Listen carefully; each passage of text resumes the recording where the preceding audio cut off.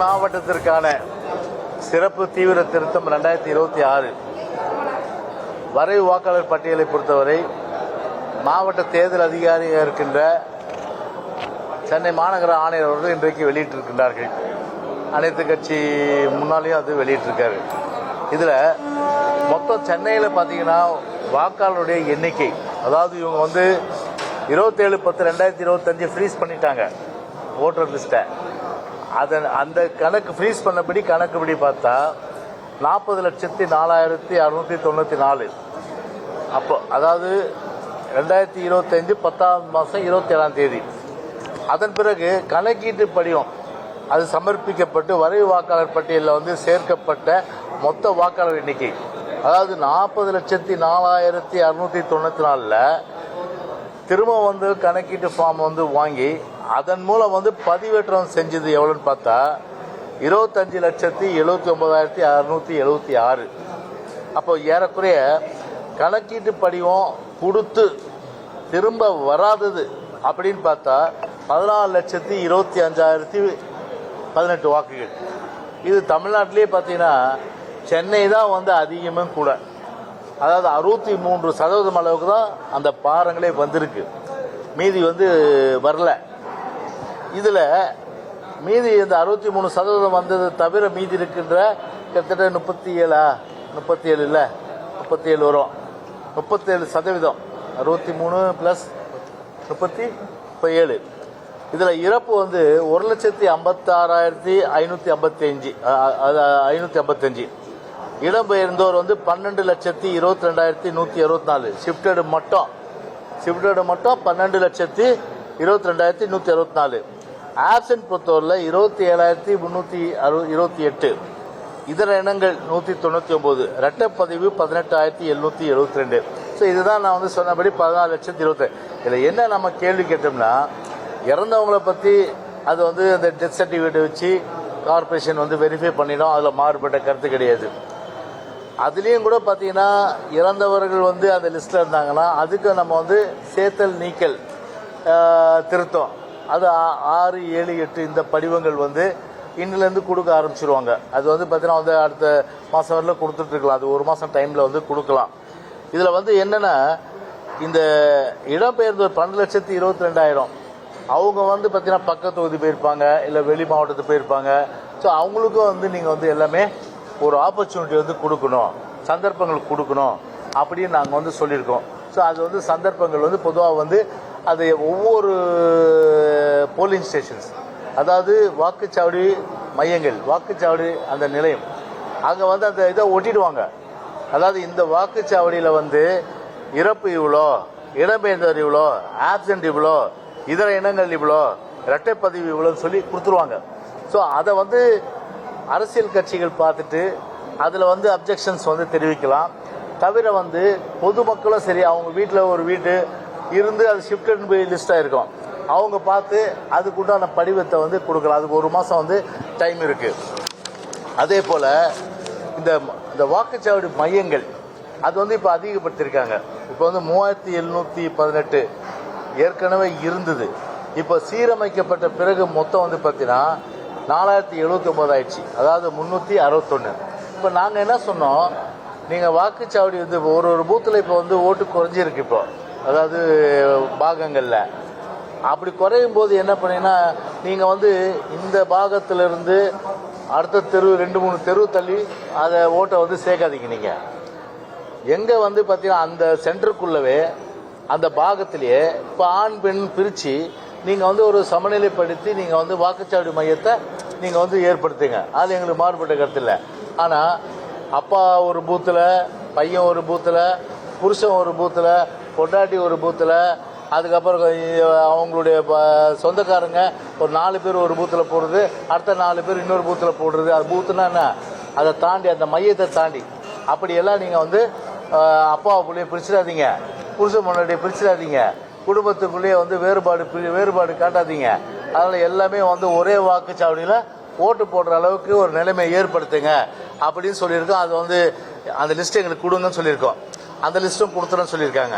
அப்புறம் ஒவ்வொரு தொகுதி வைஸாக எவ்வளோ பேர் இறந்தவங்க, எவ்வளோ பேர் குடிபெயர்ந்தவங்க, எவ்வளோ பேர் ஆப்சண்ட்டு, மற்ற இனங்கள் எவ்வளோ, இரட்டை பதிவு எவ்வளோ, அதெல்லாம் வந்து டீட்டெயில்ஸை கேட்டிருக்கோம். அது வந்து நாளைக்கு தரேன்னு இருக்காங்க.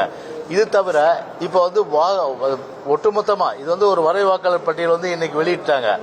இதனுடைய வந்து இந்த காப்பீஸ் வந்து ஒவ்வொரு கட்சிக்கு இன்னைக்கு கொடுக்குறோம். நாளைக்கு காலையில் 10 மணிக்கு எல்லா கட்சி அலுவலகத்துக்கும் 16 தொகுதி சட்டமன்ற தொகுதி வருது, அதுக்கு கொடுத்துறோன்னு சொல்லிட்டாங்க. அதனால் வந்து அதுவும் வந்து இதாக இருக்குது. அப்புறம் வந்து ஒரு வாக்காளர் கூட விடுபடக்கூடாது, ஜெனுவின் வாக்காளர்கள். அதாவது வந்து ஆளே இல்லை, சுத்தமாக எங்கன்னு தெரியல அப்படின்னா கூட அவனுக்கு ஒரு ஆப்பர்ச்சுனிட்டி கொடுக்கணும். கடைசி வாய்ப்பு வரல, இல்லைன்னா நீக்கிடுங்க, எங்களை இல்லைன்னா சேர்க்க வேணாம். ஆனால் அவங்கள வந்து போய் லெட்டர் ரீச் பண்ணுற அளவுக்கு அவங்களுக்கு வந்து எல்லா விதமான வாய்ப்புகளும் தரணும் அப்படின்னு சொல்லிட்டு நாங்கள் சொல்லியிருக்கிறோம். அதனால் இதெல்லாம் கேட்டுட்டு கண்டிப்பாக பண்ணுறேன்னு சொல்லியிருக்காங்க. இப்போ வந்து சென்னையை பொறுத்தவரை இப்போ இவ்வளோ பேர் கிட்டத்தட்ட வந்து ஒரு 25 இதானே 14,25,018 பேர் அவங்க வந்து பார்த்தீங்கன்னா அந்த வரை வாக்காளர் பட்டியலில் கிடையாது. அவங்களுக்கு வந்து முழுமையாக வந்து இறந்தவர்கள் தவிர மீதி பேர் யாராவது ஷிஃப்டடு இந்த மாதிரி கேசஸ் எல்லாம் எடுத்து நீங்கள் வந்து அவங்களுக்கு எல்லா விதமான ஆப்பர்ச்சுனிட்டி கொடுத்து யாருமே வந்து வாக்கு இல்லை அப்படின்ற ஒரு நிலையை வந்து உருவாக்கக்கூடாது. எலெக்ஷன் கமிஷனு மாவட்ட தேர்தல் தேர்தல் அதிகாரி பொறுத்தவரை அதில் விழிப்போடு இருக்கணும்னு சொல்லிட்டு வந்திருக்கோம். ஆமாம்,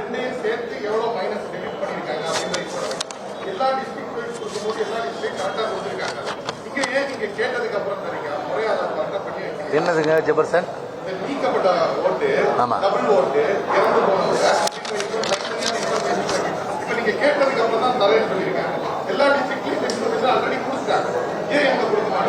அது நீங்க கமிஷனர் தான் கேட்கணும். நீங்க நாங்க கேட்கறத கேட்டோம், நாளைக்கு தரேன்னு சொல்லியிருக்காங்க. இப்போ கமிஷனர் பேட்டி கொடுப்பார் இல்லையா மாவட்ட தேர்தல் அதிகாரி, அந்த கேள்வியை அன்போடு அவர்கிட்ட கேளுங்க. இல்லை நாங்கள் கேட்டோம், நாங்கள் கேட்ட பிறகு தான் நாளைக்கு தரேன்னு சொல்லியிருக்காங்க. ஸோ நாளைக்கு தந்த பிறகு எங்களுடைய கட்சி BLA 2 இருக்காங்க இல்லையா, BLA 2 அவங்க வந்து வீடு வீடாக போய் பார்த்துட்டு நாங்களும் என்ன பண்ணுவோம், முழுமையாக வந்து யாரும் வந்து அந்த வாக்கு மறுக்கக்கூடாத அடிப்படையில் கண்டிப்பாக பார்த்தீங்கன்னா அந்த ஜனநாயக கடமை எல்லாரும் ஆற்றுன்ற அடிப்படையில் எங்கள் கடமையும் இருக்கும்.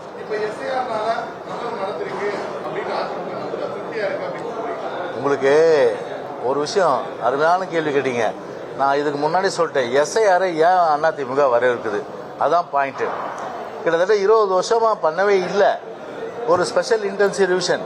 SIR சிறப்பு தீவிர திருத்தம், சம்மரி ரிவிஷன் பண்ணுவாங்க, சுருக்கமுறை திருத்தம் பண்ணுவாங்க, அது ஆண்டுக்கு இருமுறை. நாங்களும் பல முறை எலெக்ஷன் கமிஷனில் பெட்டிஷன் கொடுத்தோம். இறந்தவங்கெல்லாம் வந்து எலெக்ஷன் நேரத்தில் திருட்டு ஓட்டப்படுது, அவங்க பேரில் வராங்க. இறந்தவங்க உயிரோடு வருதுலாம் ஒன்று நம்ம ஜனநாயகம் வந்து இருக்கிற இந்த நாட்டில் தான் நடக்குது, இந்தியாவில். அப்போது இது சொல்லி பார்த்து இறந்தவங்களே எடுக்கலை. இப்போ எப்படி, இப்போ SIR தானே இப்போ வந்து SIR எதிர்க்கிறாங்களே. இப்போ SIR வந்து இப்போ மொத்தம் வந்து இறப்பு பார்த்தா 1,56,555 பேர். இவங்க 20 வருஷமா உயிரோடு இருக்காங்க. இன்னைக்கு தான் செத்து போயிட்டாங்க. புரியுதுங்களா? இன்னைக்கு தான் செத்து போயிட்டாங்க இவங்க. அக்கார்டிங் டு எலெக்ஷன் கமிஷன் இந்த 1,56,555 பேர் 20 வருஷமா உயிரோடு வந்திருக்காங்க. அதில் 5 வருஷம் முன்னாடி செத்தவங்க இருப்பாங்க, 10 வருஷம் முன்னாடி இருப்பாங்க, 2 வருஷம் முன்னாடி செத்தவங்க இருப்பாங்க. ஆனால் இன்னைக்கு செத்துட்டு போயிட்டாங்க எல்லாருமே. அடுத்தது கேள்வி என்ன இருக்கு? அதனால தான் வந்து நாங்கள் என்ன சொன்னோம், இதை மாதிரி ஷிஃப்டடு அது பார்த்தா 3 ஓட்டு வச்சுருக்காங்க. ஒரு இந்த தொகுதி ஒன்று, இந்த தொகுதி ஒன்று, இந்த தொகுதி மாற்றி போட்டுன்னு வருது. இதெல்லாம் ஜனநாயகத்தில் அலோவ் பண்ணுற விஷயமா? ஸோ அதுதான் வந்து ஒரு இன்டென்சிவ் ரிவிஷன். இது இன்டென்சிவ் ரிவிஷனில் வந்து முழுமையாக ஒரு பட்டியல் வெளியிட்டிருக்காங்க. இது வந்து இறுதி பட்டியல் கிடையாது. இது அதுக்கு தான் வந்து 1 மாதம் டைம் கொடுத்துருக்காங்க எலெக்ஷன் கமிஷனை. நீங்கள் நம்ம அரசியல் கட்சிகள் நம்ம வேலையை பார்க்க போகுது, அந்த பட்டியலை வச்சுக்கிட்டு டோர் டு டோர் வெரிஃபை பண்ண போகிறோம். உண்மையிலேயே வந்து இவங்க இந்த ஏன்றவர் இந்த இடத்துல இல்லை அப்படின்னா இல்லைன்னு இருப்பேன். இல்லைன்னா ஒரு ஃபார்மை கொடுக்க போகிறோம். நம்ம இதை வந்து தவறாக சேர்த்துட்டீங்க, அவர் இருக்காரு இல்லைன்ட்டுன்னு, செத்து போயிட்டாரு, அவர் திருப்பி லிஸ்ட்டில் இருக்காரு, அவர் செத்தவராக இருக்கட்டும் சொல்லி அதுக்கும் ஒரு லிஸ்ட்டு ஒரு இது கொடுக்கும். அப்போ இதில் வந்து எலெக்ஷன் கமிஷன் அவங்க கடமையாட்டினாலும் கூட ஒரு BLA 2 அரசியல் கட்சிகள் சார்பில் அவங்களுடைய கடமை என்பது முக்கியம். எங்கள் கடமை நிச்சயமாக பார்த்தீங்கன்னா அந்த பட்டியல் படி நாங்கள் டோர் டு டோர் வெரிஃபை பண்ணி பொதுச்செயலாளர் அறிவிப்படி நாங்கள் செய்வோம். அதை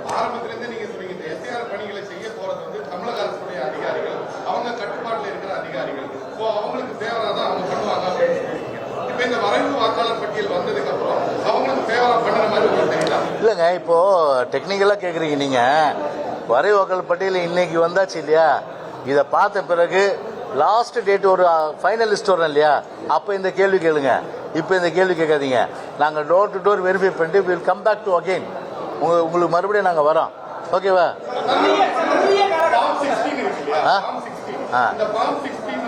ஃபார்ம் 16 கிடையாது, ஃபார்ம் 6 தான் இருக்கு, ஃபார்ம் 7 தான் இருக்கு, ஃபார்ம் 8 தான் இருக்கு. புதிய வாக்காளர்களை சேர்க்கிறதுக்கு மட்டும் இதுவரைக்கும் ஓட்டை சைடு இல்லாதவங்க, நீக்கப்படாதவங்க, சேர்க்கப்படாதவங்க ஒரு தொகுதியில் அவங்களை மட்டும்தான் சேர்க்க முடியும். ஏற்கனவே ஒரு தொகுதியில் நீக்கப்பட்டவங்களையும் ஏற்கனவே இந்த மாதிரி நீக்கப்பட்டவங்க திரும்ப ஃபார்ம் உள்ள வர முடியாது அப்படின்னு சொல்லிட்டு அப்படி கிடையாது. அதுதான் 3 ஃபார்ம் இருக்குல்ல, 6, 7, 8. அதாவது 6வது படிவம் வந்து பார்த்தீங்கன்னா வாக்காளர் சேர்க்கறது, 7வது நீக்கம், 8வது திருத்தம். போதுங்களா? அது சேர்க்கலாம், அது சேர்க்கலாம் இல்லை. நீங்க வந்து பார்த்தீங்கன்னா நீங்க உங்களுக்கு புதிய வாக்காளர் சேர்க்கறதுக்கு படிவம் 6 கொடுத்து சேர்க்கலாம். அதுல மாறுபட்ட கருத்து இல்லை. படிவம் 6 அதுக்கு தானே இருக்கு. அதுக்கு தான் அவங்க என்ன சொல்ல, மறுபடியும் வந்து 8ல் வருவாங்க. அவங்க 8ல் வரும். ஆமா, ஜாயின் பண்றாங்க. ஓகே, உங்களுக்கு எங்க ஓட்டு இருக்கு? உங்களுக்கு எங்க ஓட்டு இருக்கு? மதுரவாயில். எந்த ஊரு நீங்க? எந்த ஊரு? மதுரை. சென்னைனா இப்ப வேற நீங்க எந்த ஊரு? ராயபுரம். வேற எந்த ஊரு? ஓட்டு மட்டும் போட்டிருப்பா. நீங்க எந்த ஊரு? அதேதான். நீங்க திருவள்ளூர். இப்போ சென்னையில் தங்கியிருக்கீங்க. சென்னையில் உங்களுக்கு ஓட்டு இருக்கா? திருவள்ளூர்ல ஓட்டு இருக்கா? அங்கதான் இருக்கும் உங்களுக்கு. அதனால வந்து 2 இடத்துல நீங்க விற்க முடியாது இனிமேல். அதுதான் SIR. சரிதானா? போதும்.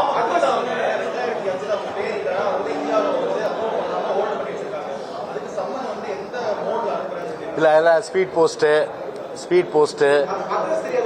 போஸ்ட்டு அதே போல் கட்சிகள் ரீதியா, அதே போல் அந்தந்த போலீஸ் ஸ்டேஷனில் ஒட்டுவாங்க.